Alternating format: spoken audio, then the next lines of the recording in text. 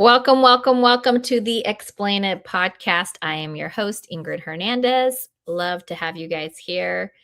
Today, I have a friend of mine, mostly my Instagram friend, because I'm constantly living vicariously through his treks, his travel, his lifestyle. I'm like, oh, to be young again. Anywho, thank you all for being here. A little bit of some things that we need to clear up real quick before we bring on Mr. Danny McBrinn. First of all, I am hosting the Creative Nation Tour on January 30th alongside some amazing leaders in the Sub 2 and Owners Club community. So if you haven't signed up, please sign up at creativenationtour.com. There's a whole bunch of other meetups going on. These are free. So if you can't make the Arizona one, I think they still have about 30 cities left. So you might be able to catch Pace Morby and a whole bunch of leaders who are doing amazing things in their own communities. So definitely sign up creativenationtour.com. And then secondly, we are still looking for members for our business club. So our club is lending to cash flowing businesses. So if you're interested in that, DM me on Instagram, ask me for the fractional link, and I'll send you that link so that you guys can sign up. We have a Zoom tomorrow where we're going to go over how we want folks to join, be active investors, and how we have a double-digit return as a part of being in that club and lending to cash flowing businesses here in Arizona, while myself and Manish oversee those operations. Okay, with that, we have the one, the only, Mr. Most eligible bachelor in real estate, Danny McBrinn. Ooh, thank you. How are you, Danny? You like that last piece in there? I'm sorry. Yes, thank you. We're gonna get you married up. Don't you worry. Like I have a mission. All these like young bucks in this like real estate world. I'm like, are you? I feel like matchmaking is so much fun. But anyway. So how's Medellin going? I'm 0 for 1 on real estate agents so far, so I don't know if I want to run that one again. So, anyways. So tell me, how's Medellin treating you? Good. Yeah. Medellin is awesome. As you can see in the background, all the super tall apartment buildings, and the city it's one of a kind.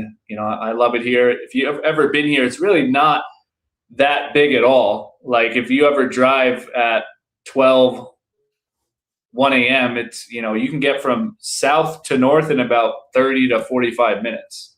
Really? But if there's traffic during those hours, I mean, that could take 2 to 3 hours. Oh wow. So interesting. I actually have never been to Medellin. I'm from Cali, which is further south. And you're Colombian. And I'm Colombian. Yes, yes. Yeah.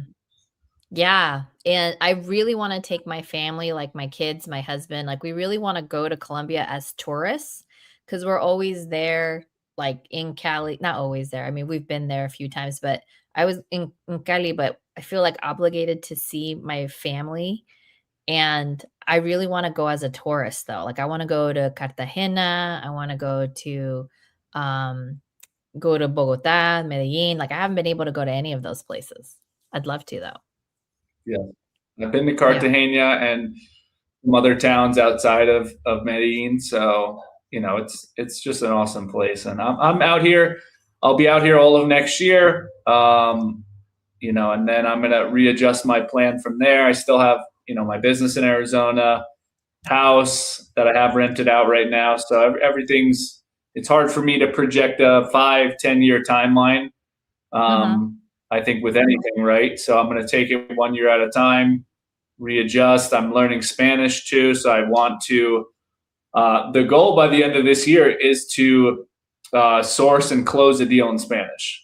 So I've rented a house out in all of Spanish, but I have not closed a deal from A to Z in Spanish. I've done some I'm what I call our Spanish lead manager right now because my assistant speaks Spanish. So I can have a 3 to 5 minute conversation about the house if you want to sell, and get the basic information, then I pass it along. So as of right now, I'm still a lead manager, Spanish wise, but I'm hoping to become an acquisitions manager by the end of the year. So. How wonderful, though, and kudos to you for having the courage to like do something that I would assume feels uncomfortable, because it still feels uncomfortable to me. Whenever I'm closing a deal in Spanish, which I have closed deals in Spanish, but I have to make fun of myself when I'm doing it, just so that I can set the expectations with the sellers. So when I'm on a call with the seller and I know they speak Spanish, I'm always like, okay, ya soy una gringa, no puedo hablar mucho el español, and like I'll say stuff like that, so that I'm like setting low expectations that my Spanish is going to be super chueco, like not great. Yeah. So twisted is really what that word means. But anywho, well, tell us. So, well, how did you end up in real estate and then ultimately in Colombia? I think your journey is super important, especially at least from what I've observed, because you and I have not really had this conversation, but I've observed that like in this real estate wholesaling lifestyle, people get sold like Lamborghinis and, like this. I went to this wholesaling conference and I was like, bleh, like the vibe of like some of the folks there who are all about the money. It was kind of interesting. I mean, it's not right or wrong. It just wasn't my vibe. So just curious how you got started and like what ultimately led you to be now in Colombia.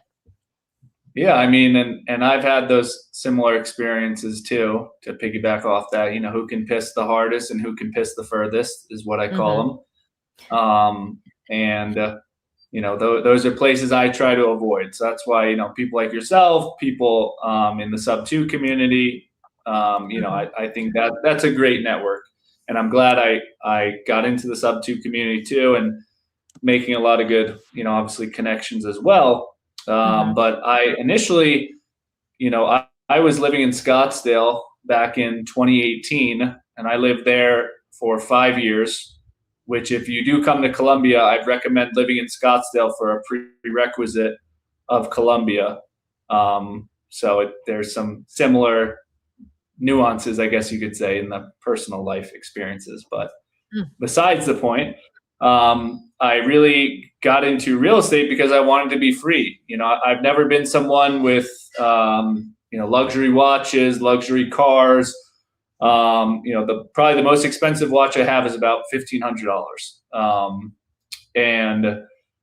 For me, those things felt like they always weighed me down. I wanted to be free. I wanted to have full autonomy, mobility, and everything like that.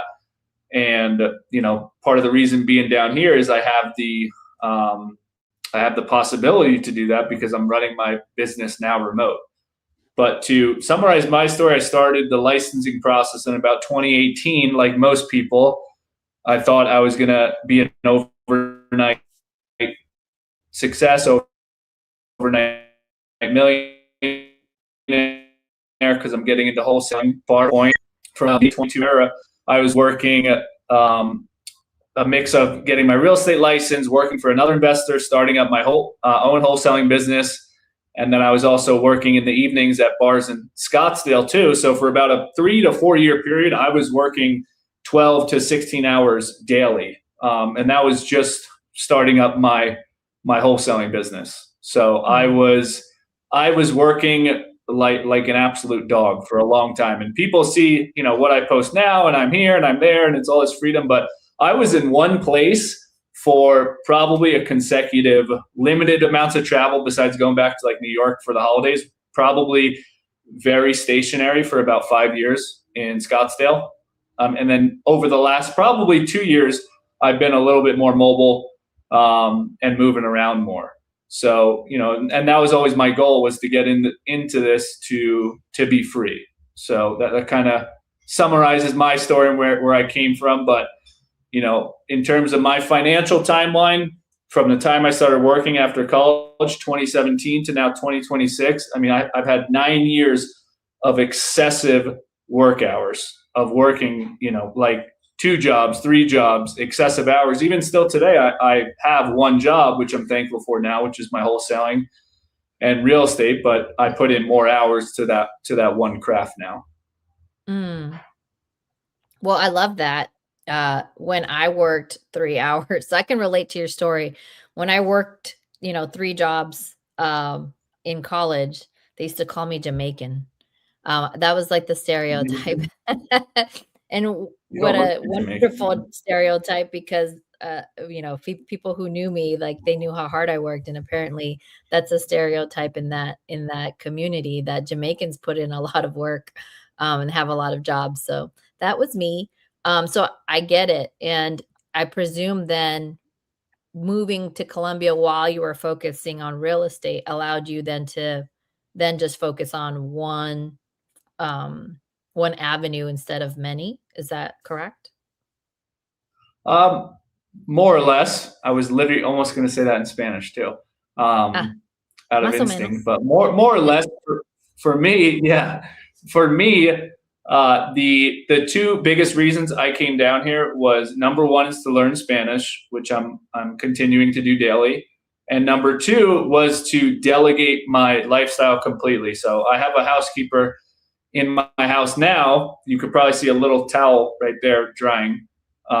But for me, what I found myself doing, and this is a question everyone should ask, in your business and your personal life, was I was doing too much crap at my house. I was in a 2,000 square foot house in Mesa where I live, and I just found myself doing so much, and that daily personal tasks and personal lifestyle that I was keeping up with.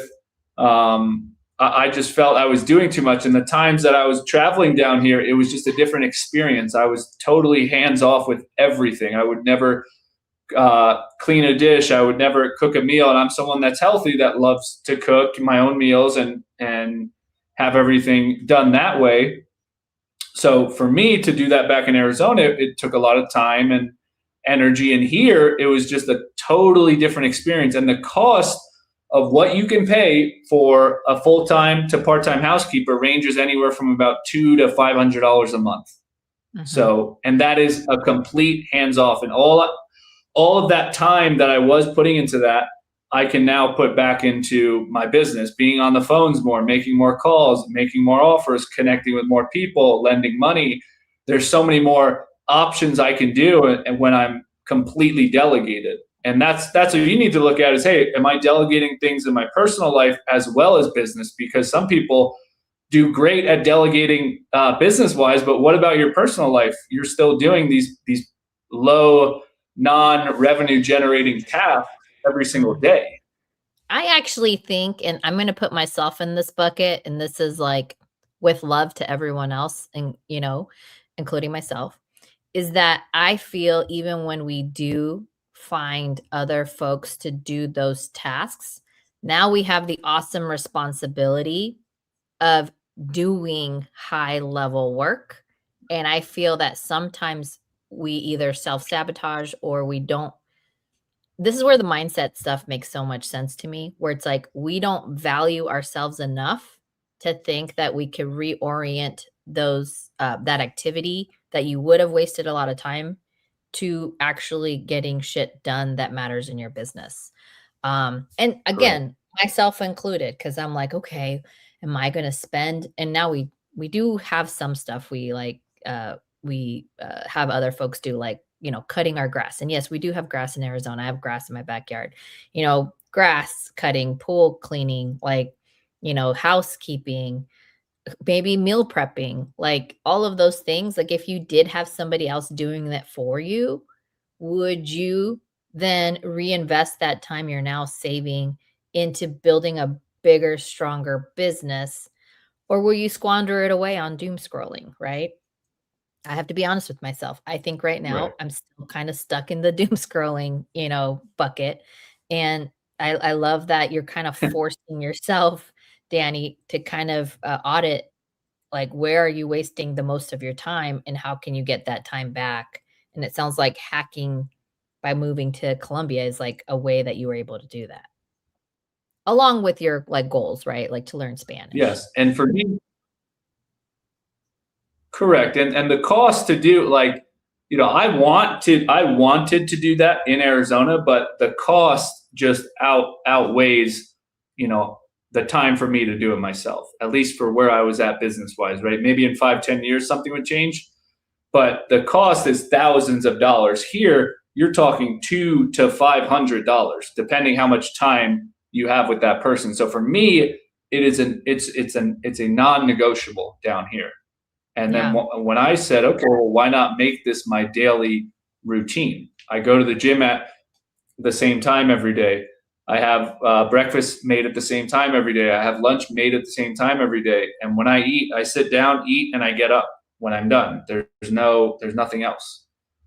And I'm obviously thankful for the help I have here and the woman I have here. And she also speaks no English. So once again, further ingraining and forcing myself to explain and express myself in a different language.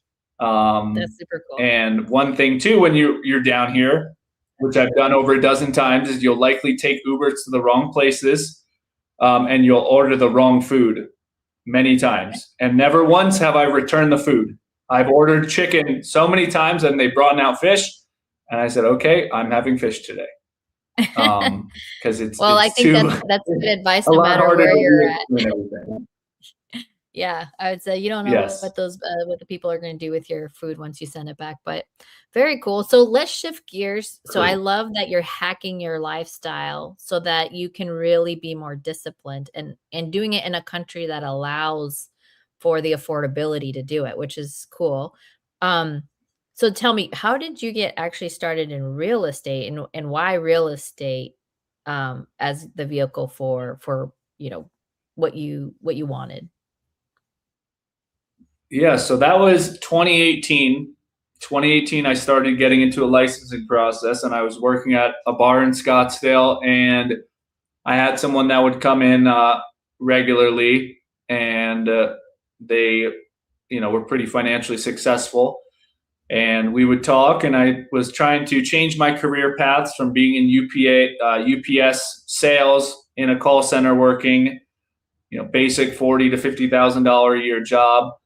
And, I was working, I had a second job on the weekends to make more money. And I wanted to change that 9 to 5 career path and make more money. And that person was in real estate. And then I attended some conferences, seminars, and I decided that, hey, real estate's going to be my thing. And eventually I stumbled into wholesaling and, kind of indirectly fell into everything. I think there's a stage when you're younger where ignorance is bliss, right? You don't really know anything. And so you just dive head first, where sometimes when you know too much, you're going to analyze and you're going to think about it and not take action, where I was just ignorant and younger. And I was really ready to get my feet wet into anything. So I was a sponge back then. And that's how I started. I just wanted more financial opportunity, mainly to live a lifestyle that I felt free of, free to not have to report to anyone, to not have to answer to anyone, to truly be my own boss. Because I'm someone that's super disciplined and, can hold myself accountable in many certain ways. So that's kind of the trajectory of how I initially got started. Right on. And then when I got started here in Arizona and getting into this investing world, I mostly saw that you were looking for like manufactured homes, mobile homes. So tell me, how did you land on that? Because I'm thinking through like, okay, I'm Danny. I'm seeing people with a lot of money in Scottsdale with, I'm sure, their Rolexes and whatnot. But then how do you choose mobile homes? Like what led you there? Yeah, my first ever deal was actually a mobile home in Mesa that I did on my own, funny enough. And with my old business partner, Kurt, our office was in Mesa. We did a ton of business in Mesa. I lived in Mesa. All these mobile homes we were doing in Mesa, and we kind of found a really good niche. And I was like, hey, these mobile homes are freaking awesome. We could wholesale them, we could flip them, we could do all these different things. And the profits we were getting were so amazing. So then I just dove way deeper into the manufactured space. And what I was, super excited to do was those Mesa mobile homes, because there was profit that we were getting from those deals and understood them at the time. And what about mobile homes became such a unique niche that you focused on?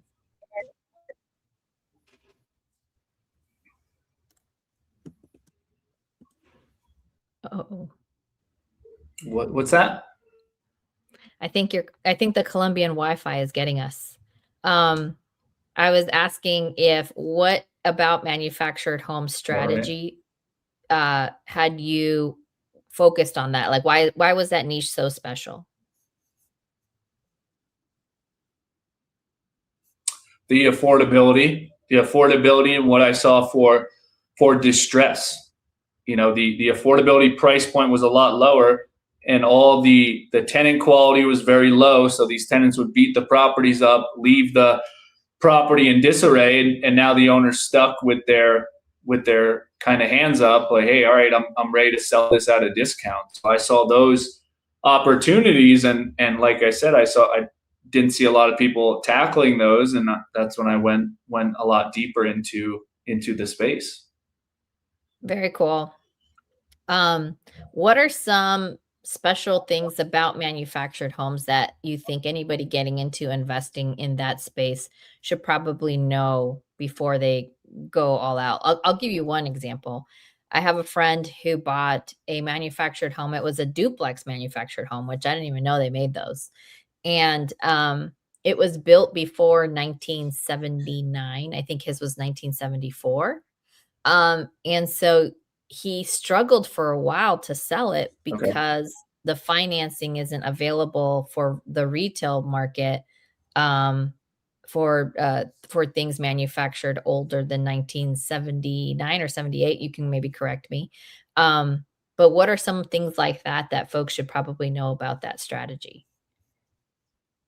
Yep. June 15th, 1976. Anything built prior to that is not financeable due to an electrical recall. So I guess the housing authority, a lot of them were burning down, and there was large regulation that came and said, hey, we are, whatever those lenders got burned, and then there was a new regulation, hey, we are no longer financing long-term these mobile homes. And then there was different code, right? The code, the building and codes, it's always evolving and changing, right? Same thing like in Florida, you saw that condo collapse a couple of years ago. Now the code enforcement is having them redo a bunch of things and update, certain things. So it's it happens in every asset class, right? Things evolve and things get better, as safer as well for people. Yeah, that makes a lot of sense. Okay. Is there anything else that another thing that I can think of is a fixed manufactured homes, right? Like they can only be affixed once. And maybe if you can explain what that is to the people listening.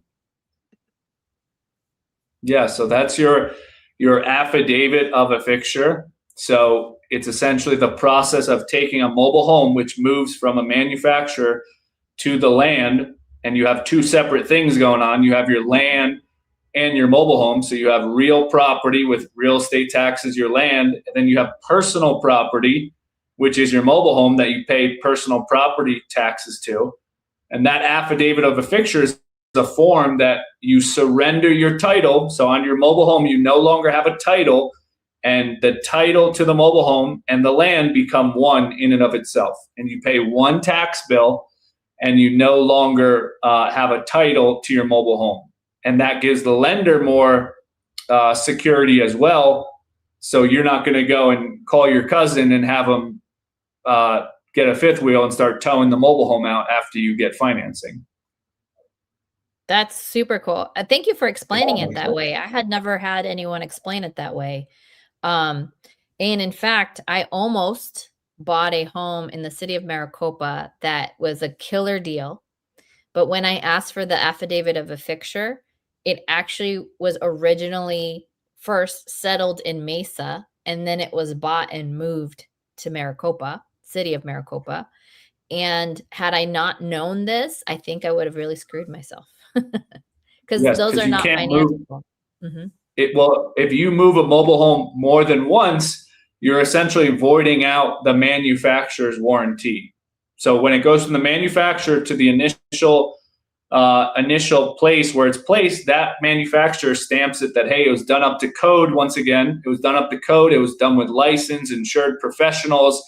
If you go and move that mobile home again, that's why other lenders aren't going to want to finance it, even if it's past 1976. If you move it again, you're essentially voiding out that manufacturer warranty. And lenders don't like that, obviously, because what if you moved it? What if you changed some things in there? What if it wasn't done up to code? What if it's unsafe? There's so many what ifs that you essentially void out when you move the manufacturer home again. Yeah. For those of you watching and listening, let us know if you have questions for Danny. And did you guys know that? Like once you affix a manufactured home, I thought it was really about settling, but I love how you added more context. It's like, hey, you're giving up No, your, it's a form. yeah, yeah, exactly. And now it's real property in total, but, The affidavit of a picture is more, it's more of a legal process than it actually is have to do it with actually physically. People think I'm physically gonna affix it. I'm gonna get a chain and physically affix it. It's all legal terminology. yeah, wonderful. So, so you were focused on this manufactured home strategy. You had that niche, primarily in the East Valley, I believe, but maybe all over the place in Arizona. And now you've added another strategy to your repertoire, right? What are you focused on now? Yeah. So my main strategy this year, I've dialed back on the mobile homes, and now I'm going into this real strategy, which I think is way more lucrative, definitely more risky a bit, but for someone like me that's done it a bunch of times, I don't find it too risky. But it's a share buyout strategy where if there is multiple owners on the title of real estate, I can buy out their percentage of ownership at a discount relative to the market value. And then I can work with the other co-owners to also buy out their shares, have them buy me out, or sell the property together. So it's a mix of curating title issues such as liens that exceed the value of the property, which I've negotiated liens down from $280,000 to $60,000. Essentially deals where the wholesaler opens up escrow, the Schedule C on the title commitment is completely has a ton of issues or probate needed, whatever it is. There's issues to the actual title itself, and I break those and also buy out the percentages of ownership if it is that case scenario as well. Have you run into any situations so far where maybe one of the solutions is to actually break apart the property?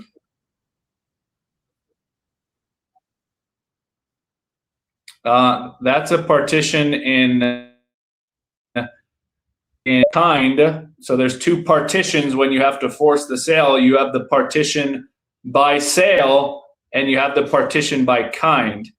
And to give a quick backstory, history, whatnot, this was actually the partition in kind was the only way to divvy up property way back years ago, because it was actually due to like farmers, and farmers would get into disputes, and then the courts would say, hey, you get this 1 acre and the other farmer gets this 1 acre. Obviously, with a single family house, you cannot cut a single family house down the middle, so you have to do a partition by sale. And the partition by sale is a court process that forces the property to be liquidated. And then you can divvy up the proceeds by the percentages of ownership. So tell us why. Now, I haven't run into a partition by kind because I haven't been in the scenario. Well, maybe I should give you the first experience, because I have a property like that. And I think I gave you a heads up about it, but I'm thinking that that's probably the best opportunity moving forward. It's a property in Big Sur, gorgeous, gorgeous property that looks over a cliff, really is a wedding venue, but is worth a lot. And I'd love to figure out how to help solve this problem with the seller. And the seller owns it with another family. And he just wants that family for their share to be protected, because some of the financial risks that he has taken really shouldn't have been their obligation to deal with. So now he's trying to figure out, how do I help myself? He also doesn't have the right credit to be able to go and get a loan. I don't know, maybe someone who has good credit could help him get a new loan and keep that other property in such a way that it's less of a risk. And anywho, so I'd love to talk to you about this, because this property is worth millions in my opinion. And but it needs to meet a level of ARV, which I don't think is completely there yet. But what is one of the most craziest stories that you have so far? Because I have to believe this strategy comes with drama, right? Like my baby mama's daddy, whatever, was also on the deed kind of a stuff. So just wondering what you've ran into. Yeah, I mean, you never know what you're going to get into. I would say one of the craziest ones I had was 4 people, and this is that time where I didn't really know what I was doing. Well, most of the time I still don't know what I'm doing, figuring out as I go. But I had 4 people, and one person, somehow the title, it was a break in the chain of title, and there was 4 people that all were somewhat interconnected, and then that did not like each other too. So I had to bring them all back together to obviously get this deal closed, and then give some people money, some people a little bit less money. And then I had to do a quiet title because there was deceased people there that we couldn't get a hold of. So it was just a total mess. But it was a mobile home in Mesa, actually, pre-76. So it was just land value. And we were probably I was all into it for about $30,000. I sold it for $100,000. And that $30,000 was legal fees for an attorney that was giving the 4 owners, hey, here's $3,000 for the deed, here's $3,000 for the deed. And then what I did was I compiled all of that paperwork, because we got a title commitment that said, hey, you need to get a deed signed by this person, you need to clear this judgment, you need to pay the back taxes. So what I did was I paid this. I got the quiet title. I got 4 deeds from everybody, and I compiled all that paperwork. And then I went back to the title company and I said, hey, here's the title commitment you gave me, and here's all the things I did to fix it. I now want to buy title insurance. You can buy your title insurance. You now have clear title, and I can sell it to the buyer. That's fantastic. Tell me a little bit more about title as well. Sorry, I think we have a little bit of delays with the Wi-Fi. This is, I think, my first international podcast, by the way. So thank you. What does quiet title mean? I've heard this before, and I've never fully explored it. Oh no, did we lose Danny? Yeah, I don't usually have too much internet issues either, so it might be because it's like middle of the day. If that is. Yeah, everybody's logging in, maybe. Or this is just so popular, people are catching it in Colombia. But what does quiet title entail? Hopefully you'll hear me ask that.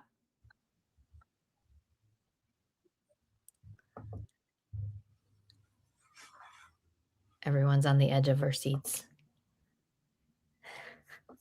Yeah, I got 140 megabytes. So maybe it's the Arizona Wi-Fi. I don't know. Maybe. A lot of us do work from home. Tell me. Yes. Quiet title, what does that mean? Quiet title is, once again, a legal action Same thing as a partition. It's a kind of lawsuit. A quiet title is essentially if there is people that have a claim against the property, maybe someone has a memo filed, maybe somebody has a lien filed that they were paid off for and need to submit a release. Essentially, there's any encumbrance that is stopping you from having a clear title, you are quieting, quieting those people off. You're shutting them to go away, essentially. That's in the, I'd say. So you want to get all of those encumbrances and strip all of those issues that are tied to the property. And at the end of the process, you are awarded a quiet title, which is up by a judge that says, hey, this is now free and clear. You may go and sell it. If anyone comes back in the future, you are essentially all good because you gave notice to all those other people. Got it. So it is still an official. But what that does do is when you do the quiet title, you essentially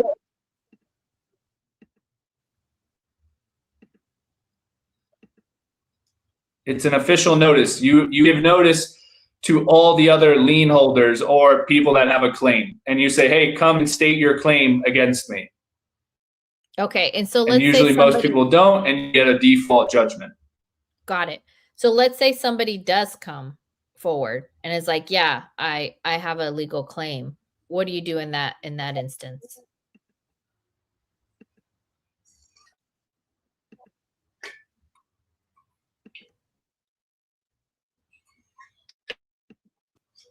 Maybe.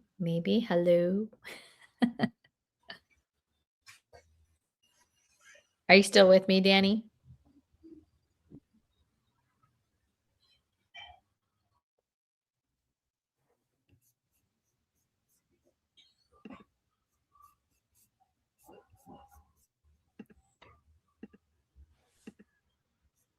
Hey, Danny.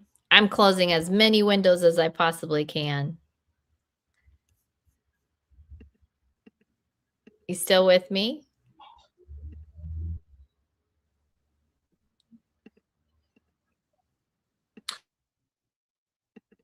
Yes, I'm still here.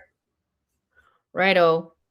Sorry. So if somebody does come back and says, wait, no, I have claim, you just go through a lawsuit process of like court hearings and whatnot?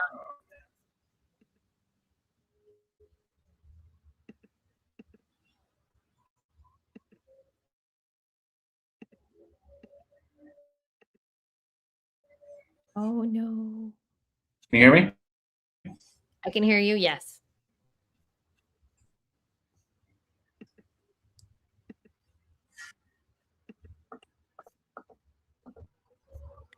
Sorry, guys.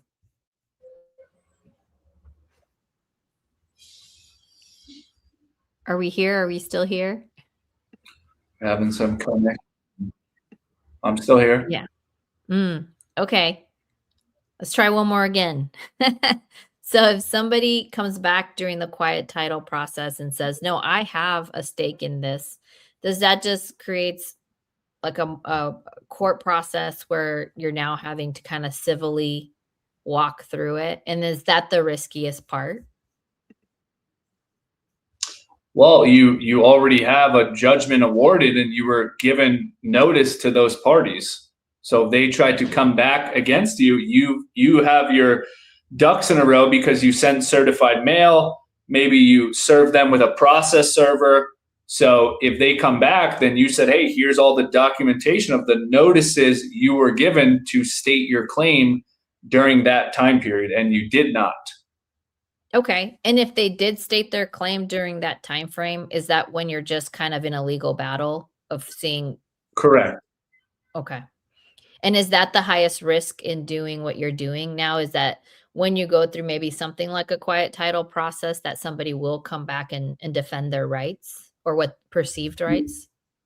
Yes, or maybe you underestimated their share percentage, or maybe you underestimated their position that you said, hey, you are a 20% owner from what I was told. It turns out they're a 60% owner. Now that would obviously that would greatly mess up your offers and numbers that you paid people with. And that's why I never pay people when I buy without title insurance. I don't give people the full amounts up front. I give them a portion. I get the deed signed, and then I go and verify more information.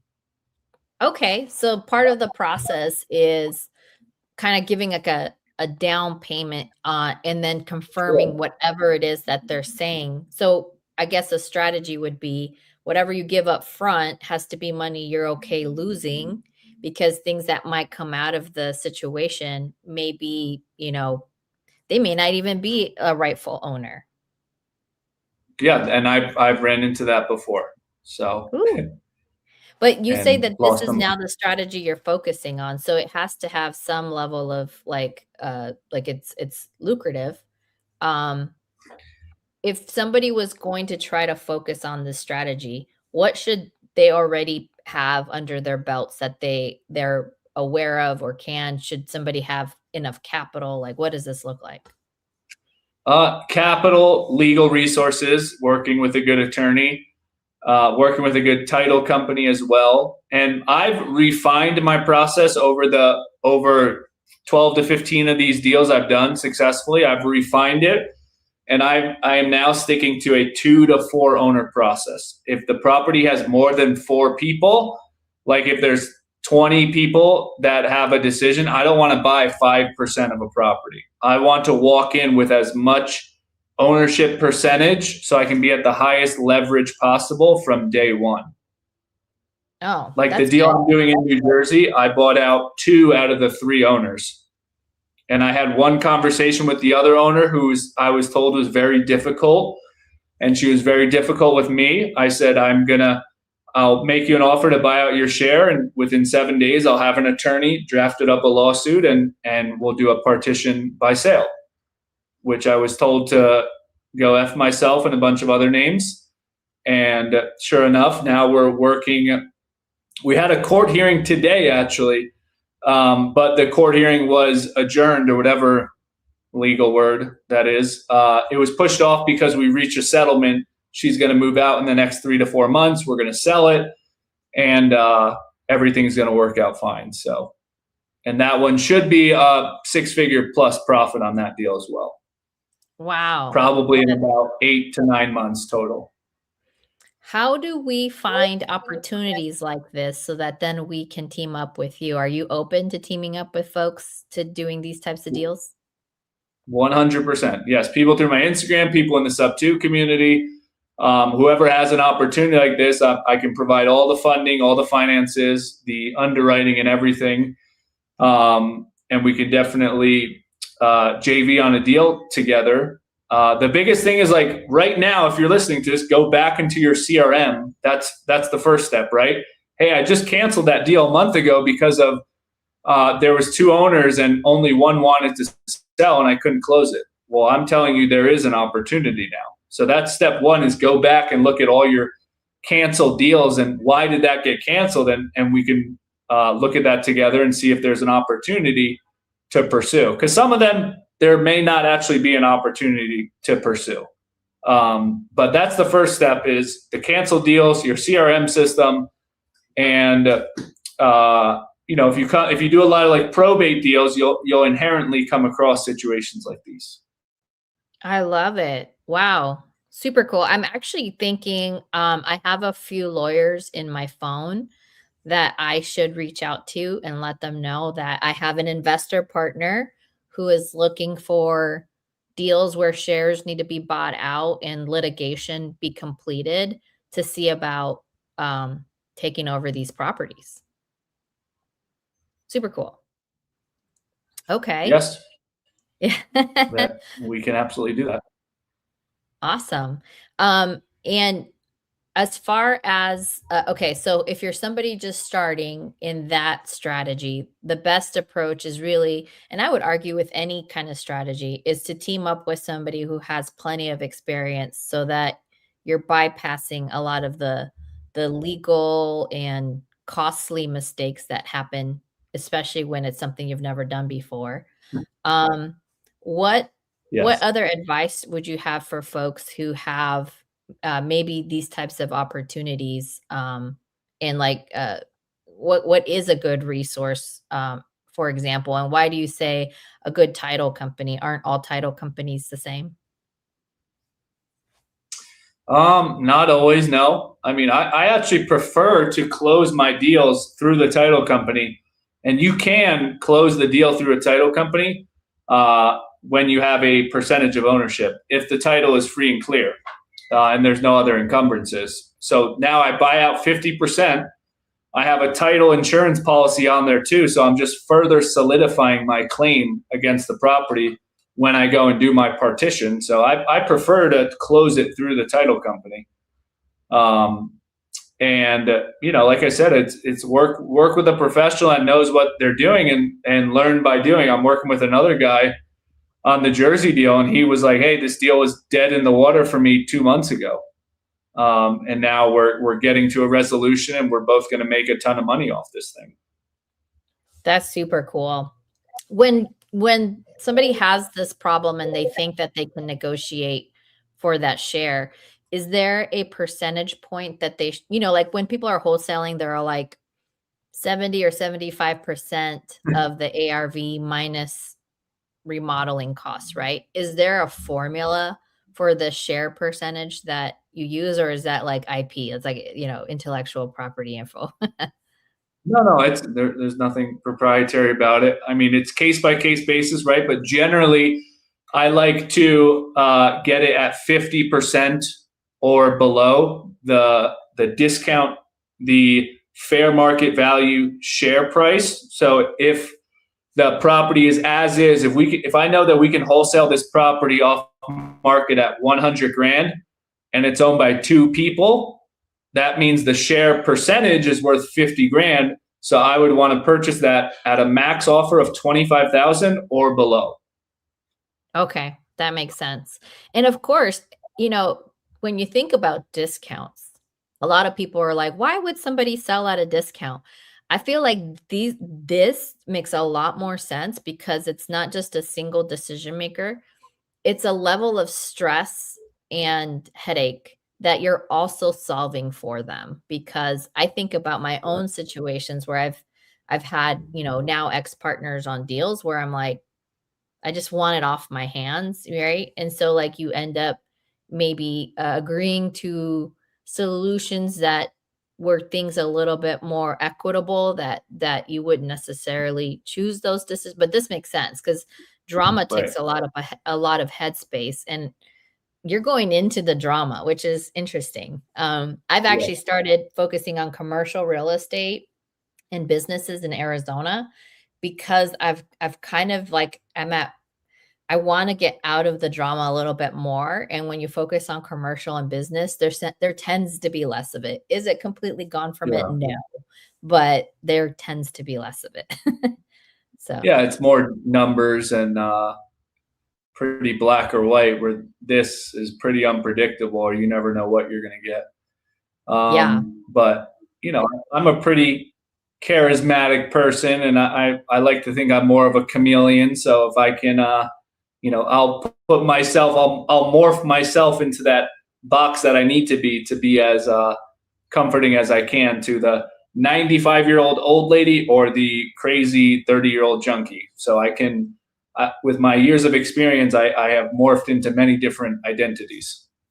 That's cool. Yeah, it's funny. I actually get called the chameleon all the time. That's great. It's really a talent because you have to be able to individualize the person who's going through their experience and mirror them as much as you can. So that's a great talent to have. As far as folks getting into these strategies, what are some of like recommendation or advice that you would have for people who are now getting started with real estate and maybe are considering one of these 2 strategies that you talked about? I mean, I love this strategy, similar to like when I used to talk about mobile homes a lot. Like what I really like is like, all right, if you go target luxury real estate, that's a whole other thing, right?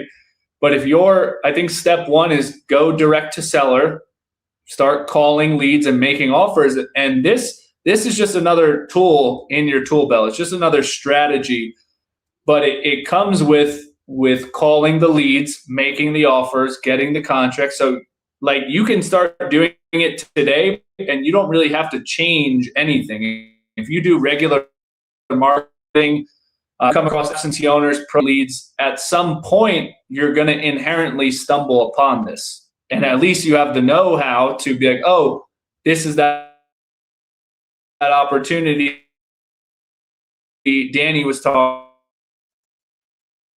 about. Hey, I should come in here. Hey, I know how to do this strategy. So you should do that opportunity. Yeah, that makes sense. So I think you don't need to change your business model completely. Yeah. So it's just identifying, just as you would create a financing, right? Like creative financing is a strategy that you deploy once you understand the ad to look for.